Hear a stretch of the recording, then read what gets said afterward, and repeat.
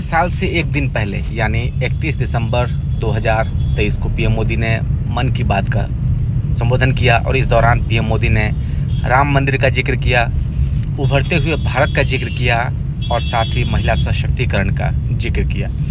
तो आखिर अपने मन की बात में उन्होंने क्या कुछ कहा, आइए सुनते हैं खुद पीएम मोदी से ये पूरी स्पीच। आज तो हमारी साझा यात्रा का ये 108वां एपिसोड है। हमारे यहाँ 108 अंक का महत्व, उसकी पवित्रता एक गहन अध्ययन का विषय है। माला में 108 मन के, 108 बार जप, 108 दिव्य क्षेत्र, मंदिरों में 108 सीढ़ियां, 108 घंटियां, 108 का ये अंक असीम आस्था से जुड़ा हुआ है। इसलिए मन की बात का 108वां एपिसोड मेरे लिए और खास हो गया है। इन 108 एपिसोड्स में हमने जन भागीदारी के कितने ही उदाहरण देखे हैं, उनसे प्रेरणा पाई है।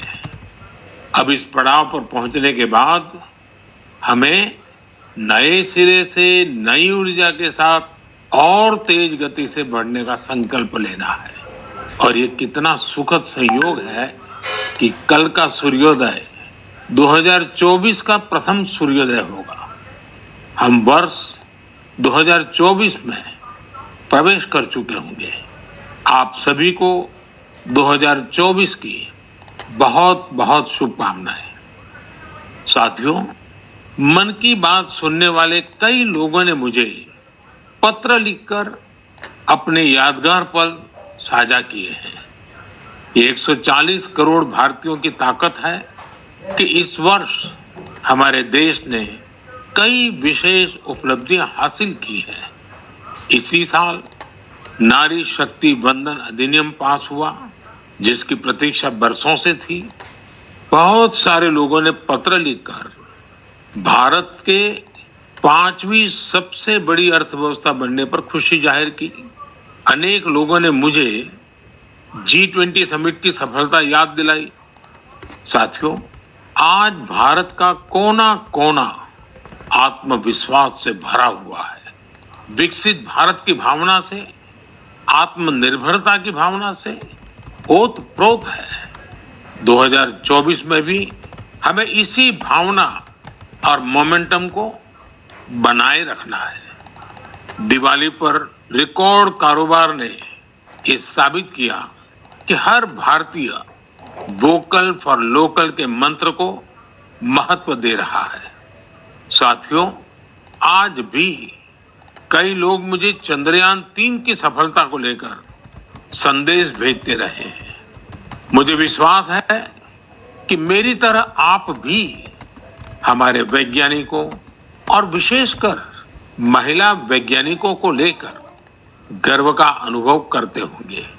साथियों, जब नाटू को ऑस्कर मिला तो पूरा देश खुशी से झूम उठा। द एलिफेंट विस्परर्स को सम्मान की बात जब सुनी तो कौन खुश नहीं हुआ। इनके माध्यम से दुनिया ने भारत की क्रिएटिविटी को देखा और पर्यावरण के साथ हमारे जुड़ाव को समझा। इस साल स्पोर्ट्स में भी हमारे एथलीटों ने जबरदस्त प्रदर्शन किया। एशियन गेम्स में हमारे खिलाड़ियों ने 107 और एशियन पैरा गेम्स में 111 मेडल जीते। क्रिकेट वर्ल्ड कप में भारतीय खिलाड़ियों ने अपने प्रदर्शन से सबका दिल जीत लिया। अंडर 19 T20 वर्ल्ड कप में हमारी महिला क्रिकेट टीम की जीत बहुत प्रेरित करने वाली है। कई खेलों में खिलाड़ियों की उपलब्धियों ने देश का नाम बढ़ाया।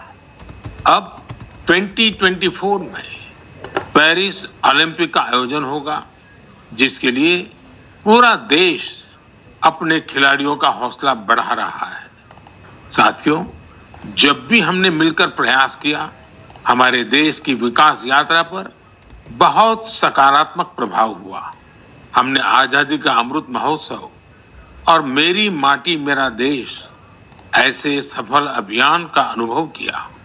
इसमें करोड़ों लोगों की भागीदारी के हम सब साक्षी हैं। 70,000 अमृत सरोवरों का निर्माण भी हमारी सामूहिक उपलब्धि है। साथियों, मेरा ये विश्वास रहा है कि जो देश इनोवेशन को महत्व नहीं देता, उसका विकास रुक जाता है। भारत का इनोवेशन हब बनना इस बात का प्रतीक है कि हम रुकने वाले नहीं हैं। 2015 में हम ग्लोबल इनोवेशन इंडेक्स में 81वें रैंक पर थे। आज हमारी रैंक 40 है। इस वर्ष भारत में फाइल होने वाले पेटेंट की संख्या ज्यादा रही, जिनमें करीब 60% डोमेस्टिक फर्म्स के थे। क्यूएस एशिया यूनिवर्सिटी रैंकिंग में इस बार सबसे अधिक संख्या में भारतीय यूनिवर्सिटी शामिल हुई है। अगर इन उपलब्धियों की लिस्ट बनाना शुरू करें तो ये कभी पूरी ही नहीं होगी। ये तो सिर्फ एक झलक है। भारत का सामर्थ्य कितना प्रभावी है। हमें देश की इन सफलताओं से, देश के लोगों की इन उपलब्धियों से प्रेरणा लेनी है, गर्व करना है, नए संकल्प लेने हैं। मैं एक बार फिर आप सबको 2024 की शुभकामनाएं देता हूं। मेरे परिवारजनों, हमने अभी भारत को लेकर हर तरफ जो आशा और उत्साह है उसकी चर्चा की। ये आशा और उम्मीद बहुत अच्छी है। जब भारत विकसित होगा तो इसका सबसे अधिक लाभ युवाओं को ही होगा, लेकिन युवाओं को इसका लाभ तब और ज्यादा मिलेगा जब वो फिट होंगे। आजकल हम देखते हैं कि लाइफस्टाइल रिलेटेड डिसीज के बारे में कितनी बातें होती है। ये हम सभी के लिए, खासकर युवाओं के लिए ज्यादा चिंता की बात है। इस मन की बात के लिए मैंने आप सभी से फिट इंडिया से जुड़े इनपुट भेजने का आग्रह किया था। आप लोगों ने जो रिस्पॉन्स दिया उसने मुझे उत्साह से भर दिया है।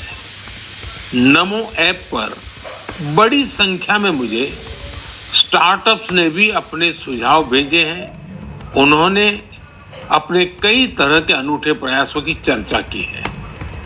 साथियों, भारत के प्रयास से 2023 को इंटरनेशनल ईयर ऑफ मिलेट्स के रूप में मनाया गया। इससे इस क्षेत्र में काम करने वाले स्टार्टअप्स को बहुत सारे अवसर मिले। इनमें लखनऊ से शुरू हुए किरोज फूड्स, प्रयागराज के ग्रैंडमा मिलेट्स और न्यूट्रास्यूटिकल रिच ऑर्गेनिक इंडिया जैसे कई स्टार्टअप शामिल हैं। एल्पिनो हेल्थ फूड्स, अबोरियल और किरोज फूड से जुड़े युवा हेल्दी फूड के ऑप्शंस को लेकर नए नए इनोवेशन भी कर रहे हैं। बेंगलुरु के अनबॉक्स हेल्थ से जुड़े युवाओं ने ये भी बताया है कि कैसे वे लोगों को उनकी पसंदीदा डाइट चुनने में मदद कर रहे हैं। फिजिकल हेल्थ को लेकर दिलचस्पी जिस तरह से बढ़ रही है, उससे इस क्षेत्र से जुड़े कोचिज और ट्रेनर्स की डिमांड भी बढ़ रही है। जोगो टेक्नोलॉजी जैसे स्टार्टअप्स इस मांग को पूरा करने में मदद कर रहे हैं। साथियों, आज फिजिकल हेल्थ और वेलबींग की चर्चा तो खूब होती है, लेकिन इससे जुड़ा एक और बड़ा पहलू है मेंटल हेल्थ का। मुझे यह जानकर बहुत खुशी हुई है कि मुंबई के इन्फी हिल और योर दोस्त जैसे स्टार्टअप्स मेंटल हेल्थ और वेलबींग को इम्प्रूव करने के लिए काम कर रहे हैं। इतना ही नहीं, आज इसके लिए आर्टिफिशियल इंटेलिजेंस जैसी टेक्नोलॉजी का इस्तेमाल भी किया जा रहा है। साथियों, मैं यहाँ कुछ ही स्टार्टअप्स का नाम ले सकता हूँ क्योंकि लिस्ट बहुत लंबी है।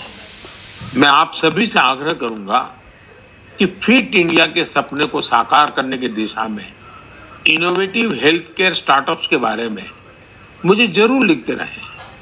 मैं आपके साथ फिजिकल और मेंटल हेल्थ के बारे में बात करने वाले जाने माने लोगों के अनुभव भी साझा करना चाहता हूँ।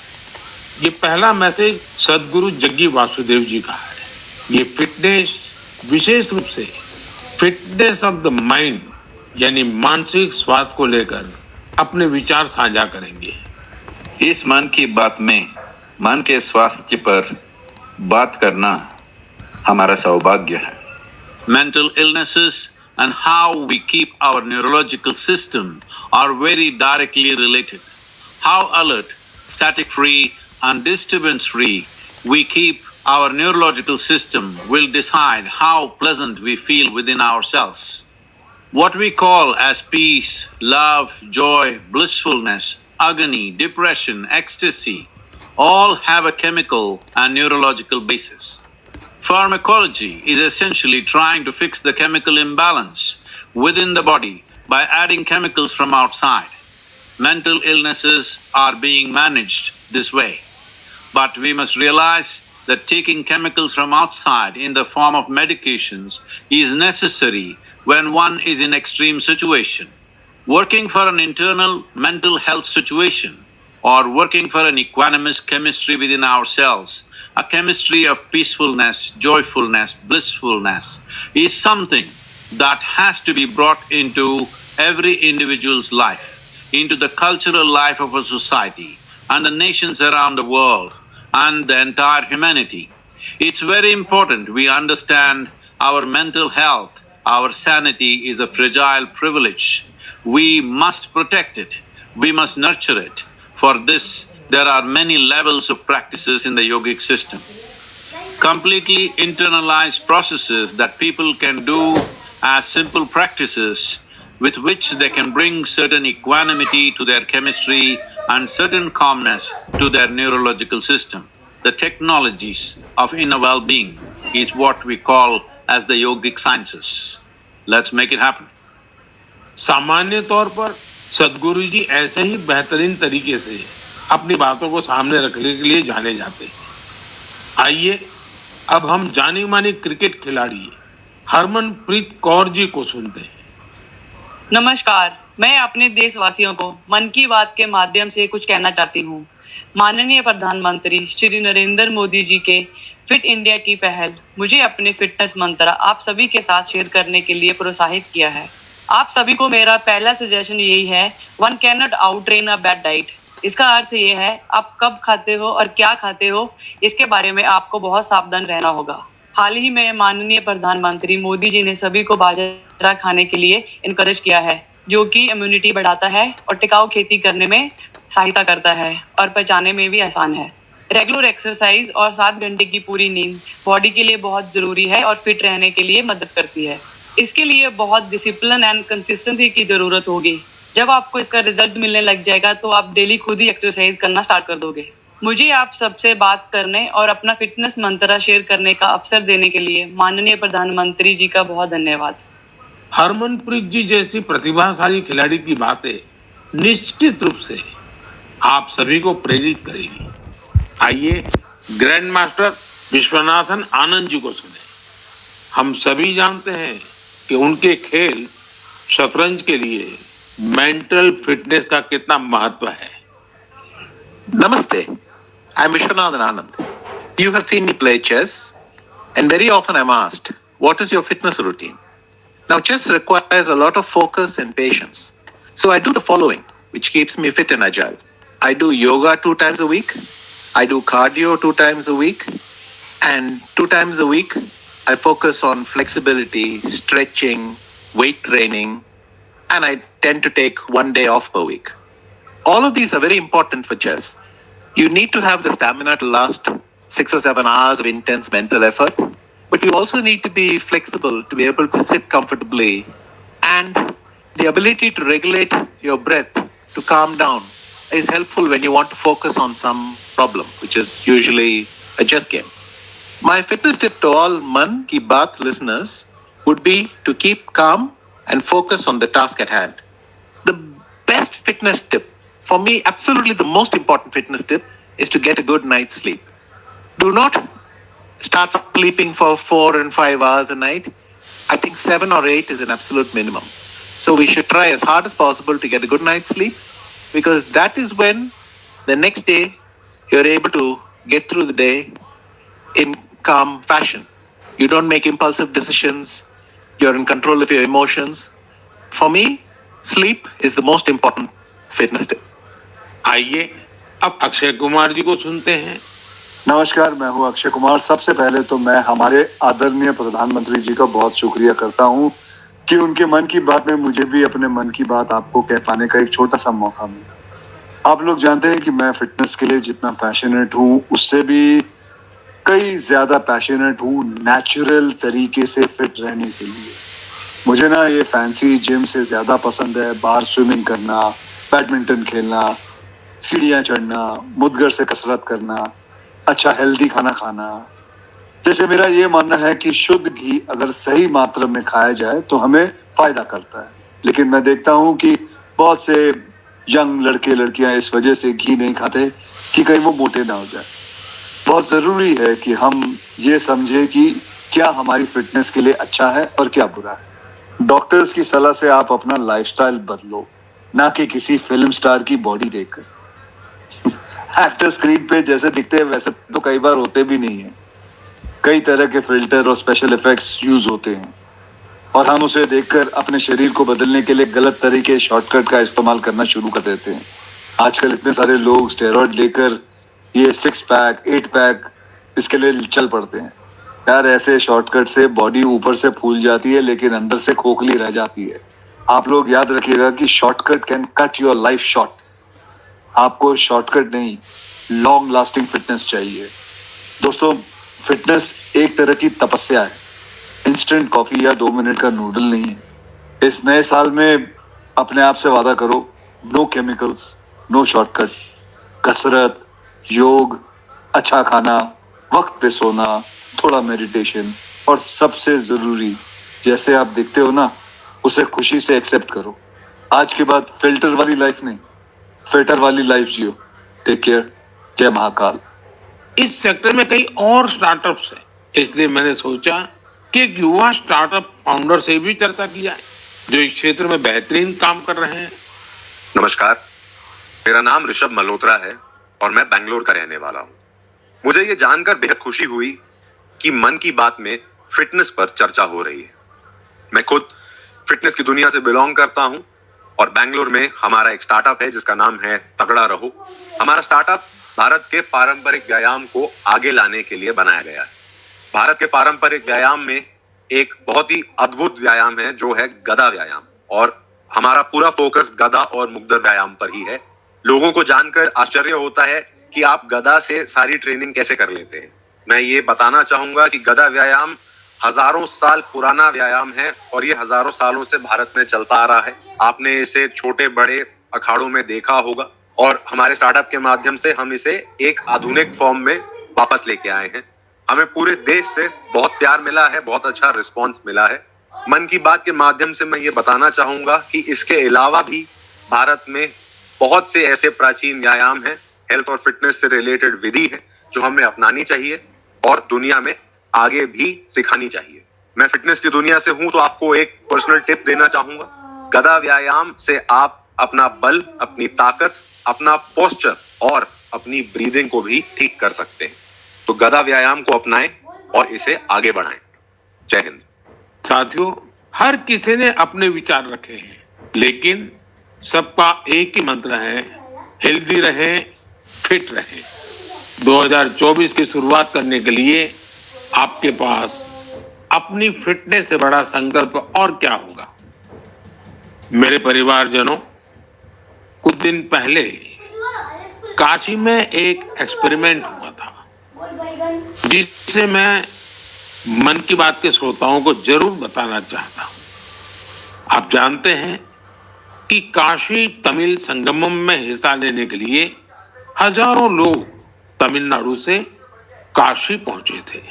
वहां मैंने उन लोगों से संवाद के लिए artificial intelligence AI tool Bhashini का सार्वजनिक रूप से पहली बार उपयोग किया।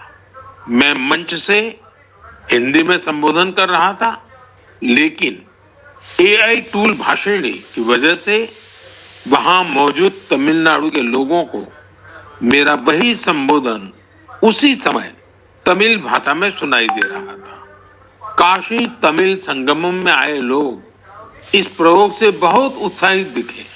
वो दिन दूर नहीं जब किसी एक भाषा में संबोधन हुआ करेगा और जनता रियल टाइम में उसी भाषण को अपनी भाषा में सुना करेगी।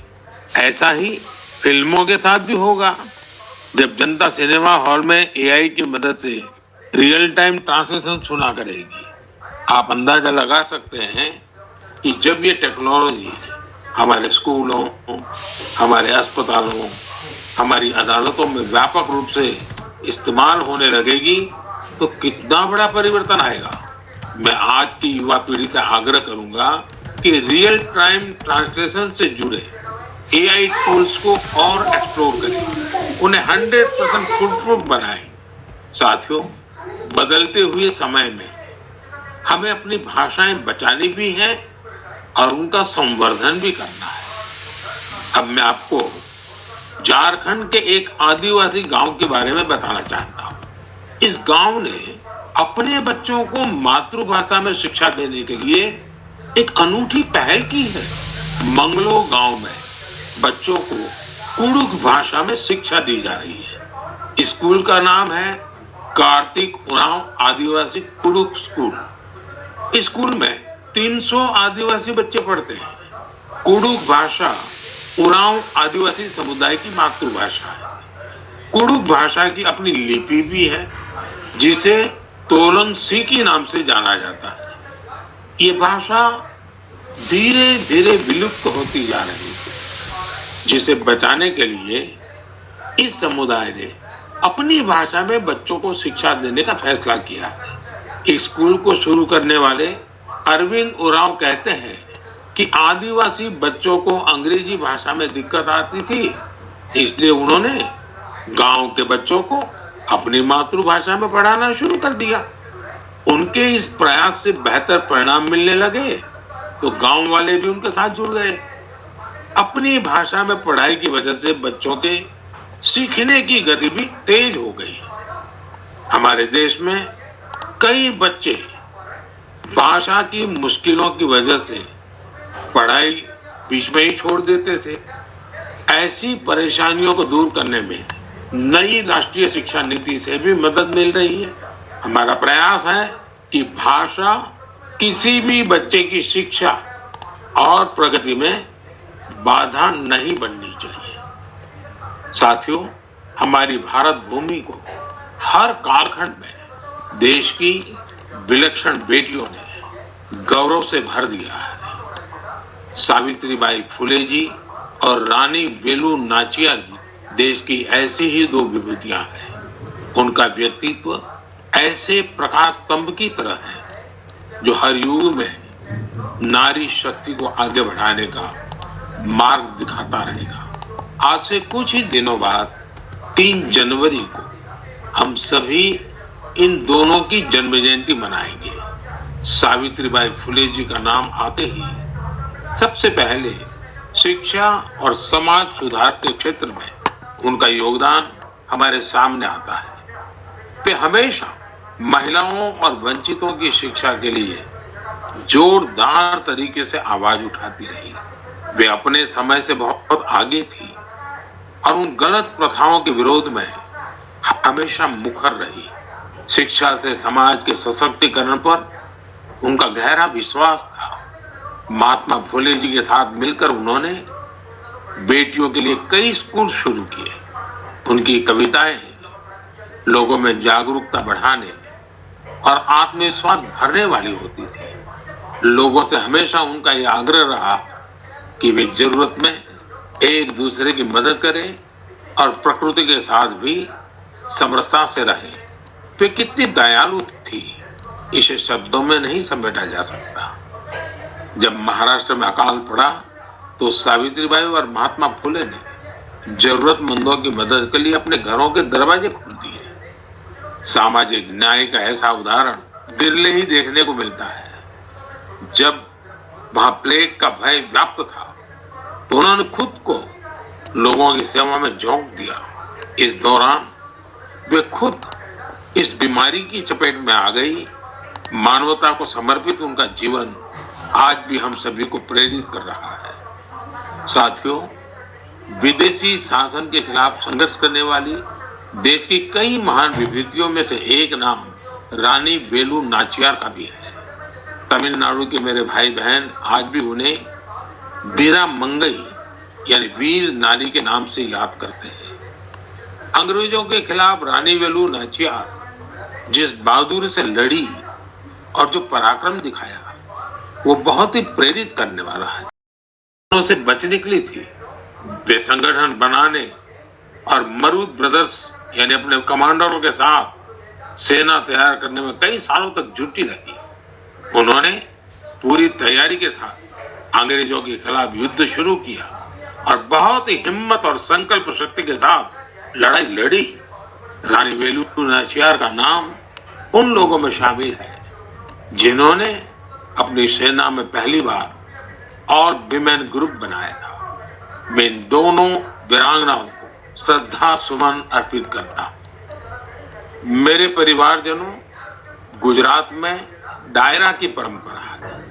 रात भर हजारों लोग डायरा में शामिल होकर के मनोरंजन के साथ ज्ञान को अर्जित करते हैं। इस डायरा में लोक संगीत, लोक साहित्य और हास्य की त्रिवेणी हर किसी के मन को आनंद से भर देती है। इस डायरा के एक प्रसिद्ध कलाकार हैं भाई जगदीश त्रिवेदी जी। हास्य कलाकार के रूप में भाई जगदीश त्रिवेदी जी ने 30 साल से भी ज्यादा समय से अपना प्रभाव जमा रखा है। हाल ही में भाई जगदीश त्रिवेदी जी का मुझे एक पत्र, आपको ये जानकर हैरानी होगी कि उनके पास पीएचडी की 3 डिग्रियां भी हैं। वो 75 किताबें लिख चुके हैं, जिनमें से कई पुस्तकों को सम्मान भी मिला है। उन्हें सामाजिक कार्यों के लिए भी कई पुरस्कारों से सम्मानित किया जा चुका है। मैं भाई जगदीश त्रिवेदी जी को उनके सामाजिक कार्यों के लिए बहुत बहुत शुभकामनाएं देता हूं। मेरे परिवारजनों, अयोध्या में राम मंदिर को लेकर पूरे देश में उत्साह है, उमंग है। लोग अपनी भावनाओं को अलग अलग तरह से व्यक्त कर रहे हैं। आपने देखा होगा बीते कुछ दिनों में श्री राम और अयोध्या को लेकर कई सारे नए गीत, नए भजन बनाए गए हैं। बहुत से लोग नई कविताएं भी लिख रहे हैं। इसमें बड़े बड़े अनुभवी कलाकार भी हैं, तो नए उभरते युवा साथियों ने भी मन को मोह लेने वाले भजनों की रचना की है। कुछ गीतों और भजनों को तो मैंने भी अपने सोशल मीडिया पर शेयर किया है। ऐसा लगता है कि कला जगत अपनी अनूठी शैली में इस ऐतिहासिक क्षण का सहभागी बन रहा है। मेरे मन में एक बात आ रही है कि क्या हम सभी लोग ऐसी सारी रचनाओं को एक कॉमन हैशटैग के साथ शेयर करें। मेरा आपसे अनुरोध है कि हैशटैग श्री राम भजन के साथ आप अपनी रचनाओं को सोशल मीडिया पर शेयर करें। ये संकलन भावों का, भक्ति का ऐसा प्रवाह बनेगा जिसमें हर कोई राममय हो जाएगा।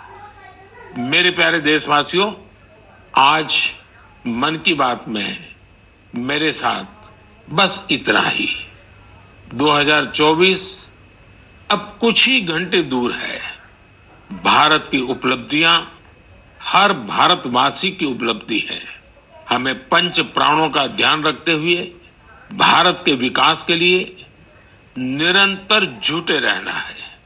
हम कोई भी काम करें, कोई भी फैसला ले, हमारी सबसे पहली कसौटी यही होनी चाहिए कि इससे देश को क्या मिलेगा, इससे देश का क्या लाभ होगा।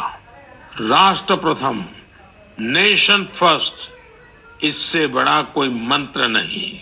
इसी मंत्र पर चलते हुए हम भारतीय अपने देश को विकसित बनाएंगे, आत्मनिर्भर बनाएंगे। आप सभी 2024 में सफलताओं की नई ऊंचाई पर पहुंचे। आप सभी स्वस्थ रहें, फिट रहें, खूब आनंद से रहें, मेरी यही प्रार्थना है। 2024 में हम फिर एक बार देश के लोगों की नई उपलब्धियों पर चर्चा करेंगे। बहुत बहुत धन्यवाद। एक एक रुपया समाज के लिए, स्कूल, हॉस्पिटल, लाइब्रेरी, दिव्यांगजनों से जुड़ी संस्थाओं, समाज सेवा में खर्च कर दिया। पूरे 6 साल का हिसाब है। जैसे किताब में एक स्थान पर लिखा है, 2022 में उनको अपने कार्यक्रमों से आय हुई 2,35,79,674 रुपये और उन्होंने स्कूल, हॉस्पिटल, लाइब्रेरी पर खर्च किए 2,35,79,674 रुपये। उन्होंने 1 रुपया भी अपने पास नहीं रखा। दरअसल इसके पीछे भी एक दिलचस्प वाक्य है। हुआ यूं कि एक बार भाई जगदीश त्रिवेदी जी ने कहा कि जब 2017 में वो 50 साल के हो जाएंगे तो उसके बाद उनके कार्यक्रमों से होने वाली आय को वो घर नहीं ले जाएंगे बल्कि समाज पर खर्च करेंगे। 2017 के बाद से अब तक वो लगभग 8.25 करोड़ रुपए अलग अलग सामाजिक कार्यों पर खर्च कर चुके हैं। एक हास्य कलाकार अपनी बातों से हर किसी को हंसने के लिए मजबूर कर देता है, लेकिन वो भीतर कितनी संवेदनाओं को जीता है, ये भाई जगदीश त्रिवेदी जी के जीवन से पता चलता है। आज जोखा किताब में है। ये बैलेंस शीट इसलिए अनोखी है क्योंकि उन्होंने अपनी पूरी आय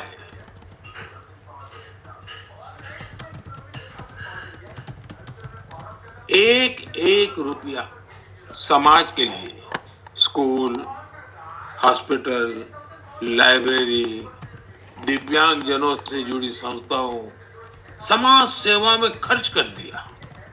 पूरे 6 साल का हिसाब है। जैसे किताब में एक स्थान पर लिखा है, 2022 में उनको अपने कार्यक्रमों से आय हुई 2,35,79,674 रुपये और उन्होंने स्कूल, हॉस्पिटल, लाइब्रेरी पर खर्च किए 2,35,79,674 रुपये। उन्होंने 1 रुपया भी अपने पास नहीं रखा। दरअसल इसके पीछे भी एक दिलचस्प वाक्य है। हुआ यूं कि एक बार भाई जगदीश त्रिवेदी जी ने कहा कि जब 2017 में वो 50 साल के हो जाएंगे तो उसके बाद उनके कार्यक्रमों से होने वाली आय को वो घर नहीं ले जाएंगे बल्कि समाज पर खर्च करेंगे। 2017 के बाद से अब तक वो लगभग 8.25 करोड़ रुपए अलग अलग सामाजिक कार्यों पर खर्च कर चुके हैं। एक हास्य कलाकार अपनी बातों से हर किसी को हंसने के लिए मजबूर कर देता है, लेकिन वो भीतर कितनी संवेदनाओं को जीता है, ये भाई जगदीश त्रिवेदी जी के जीवन से पता चलता है। आपको ये जानकर हैरानी होगी कि उनके पास पीएचडी की 3 डिग्रियां भी हैं।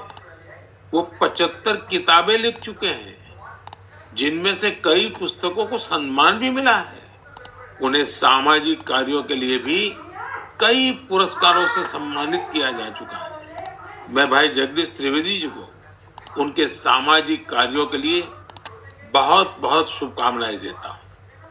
मेरे परिवारजनों, अयोध्या में राम मंदिर को लेकर पूरे देश में उत्साह है, उमंग है। लोग अपनी भावनाओं को अलग अलग तरह से व्यक्त कर रहे हैं। आपने देखा होगा बीते कुछ दिनों में श्री राम और अयोध्या को लेकर कई सारे नए गीत, नए भजन बनाए गए हैं। बहुत से लोग नई कविताएं भी लिख रहे हैं। इसमें बड़े बड़े अनुभवी कलाकार भी हैं, तो नए उभरते युवा साथियों ने भी मन को मोह लेने वाले भजनों की रचना की। कुछ गीतों और भजनों को तो मैंने भी अपने सोशल मीडिया पर शेयर किया है। ऐसा लगता है कि कला जगत अपनी अनूठी शैली में इस ऐतिहासिक क्षण का सहभागी बन रहा है। मेरे मन में एक बात आ रही है कि क्या हम सभी लोग ऐसी सारी रचनाओं को एक कॉमन हैशटैग के साथ शेयर करें। मेरा आपसे अनुरोध है कि हैशटैग श्री राम भजन के साथ आप अपनी रचनाओं को सोशल मीडिया पर शेयर करें। ये संकलन भावों का, भक्ति का ऐसा प्रवाह बनेगा जिसमें हर कोई राममय हो जाएगा। मेरे प्यारे देशवासियों, आज मन की बात में मेरे साथ बस इतना ही। 2024 अब कुछ ही घंटे दूर है। भारत की उपलब्धियां हर भारतवासी की उपलब्धि है। हमें पंच प्राणों का ध्यान रखते हुए भारत के विकास के लिए निरंतर जुटे रहना है।